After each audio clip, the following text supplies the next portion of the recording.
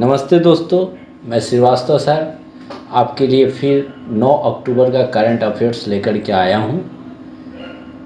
पहला क्वेश्चन है, वन्य जीवन सप्ताह भारत में जीवों के संरक्षण के उद्देश्य से मनाया जाता है।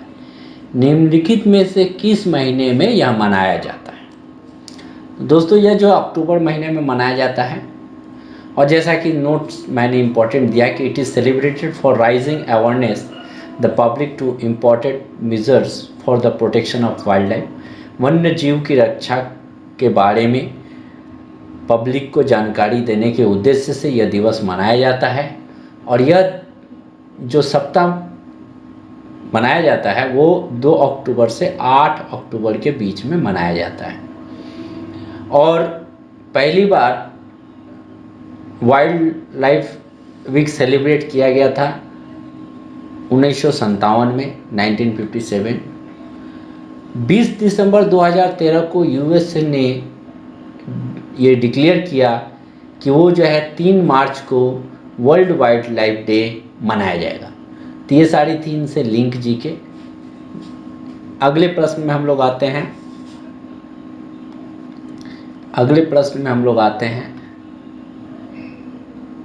When is world cotton day observe every year? World cotton day कब मनाया जाता है? तो ये 7 अक्टूबर को मनाया जाता है। और कॉटन जब आया तो इसके बारे में जान लीजिए कि India is the second largest producer of cotton in the world. पूरे वर्ल्ड में सेकेंड लार्जेस्ट है। और सबसे पहला वर्ल्ड कॉटन डे 2019 में ऑब्जर्व किया गया था। आते हैं अगले प्रश्न पर।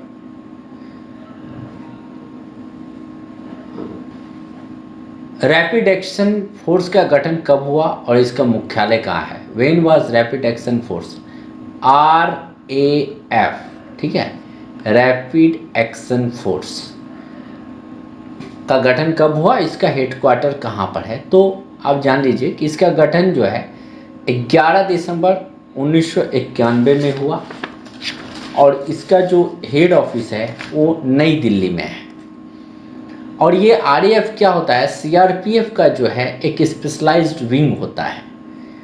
और इसका मेन उद्देश्य बनाने का था जो मोब, यानी जहाँ पर ढेर सारे लोग जमा होकर के एक अशांति पैदा करते हैं और राइट, इनसे बचने के लिए, सुरक्षा प्रदान करने के लिए, ताकि पब्लिक को इस तरह का दुर्घटना से बचाया जा सके, इसलिए RAF की स्थापना की गई थी।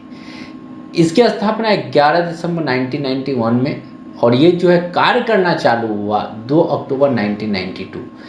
इससे कुछ 2 तरह का क्वेश्चन आता है, ज़रा सावधान रहिएगा। पहला आता है कब बना, तो 11 दिसंबर 1991।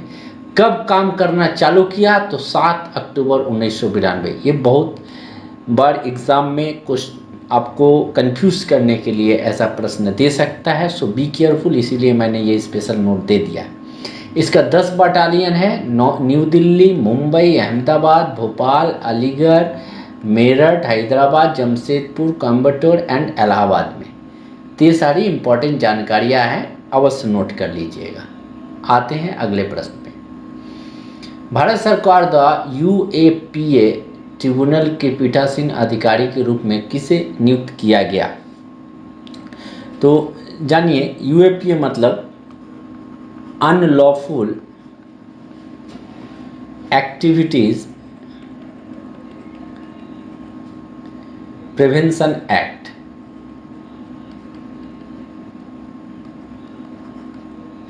और इसका जो प्रेसिडेंशियल ऑफिसर बनाया गया दिनेश कुमार शर्मा जी को। आते हैं अगले प्रश्न पर। प्रतिष्ठित क्यूरेटियम प्रीमियर पुरस्कार 2021 किसने जीता? Who one the prestigious Victorian premium award in 2021-22? तो इसका जो सही जवाब है दिव्यांगना और ऋतिका। दिव्यांगना शर्मा और ऋतिका सक्सेना, ये इनका पूरा नाम है। नेक्स्ट क्वेश्चन है, अंतर्राष्ट्रीय सौर संगठन गठबंधन किसके द्वारा लॉन्च किया गया? इंटरनेशनल सोलर अलायंस किसके द्वारा लॉन्च किया गया? तो ये नरेंद्र मोदी द्वारा लॉन्च किया गया। और इसका जो अलायंस बना 121 देशों के को मिलाकर बना। इसकी स्थापना 20 नवंबर 2015 में की गई और हेड क्वार्टर जो है गुरुग्राम में है। और इसका जो डायरेक्टर जनरल है जो अजय माथुर जी हैं। अगले प्रश्न पर जाते हैं। श्री शक्तिकांत दास ने आरबीआई के लिए निम्नलिखित में से किस उद्देश्य के लिए दक्ष नामक DAKSH नामक एक नई सुप्टेक पहल शुरू की है? Daksh actually Reserve Bank advance supervisory monitoring system है। इसका मतलब होता है एफिशिएंट और कॉम्पिटेंट। और इसके लिए रिजर्व बैंक ऑफ इंडिया जो है सुपरवाइजरी पर्पस के लिए इस पहल को चालू किया है। अगले प्रश्न में आते हैं।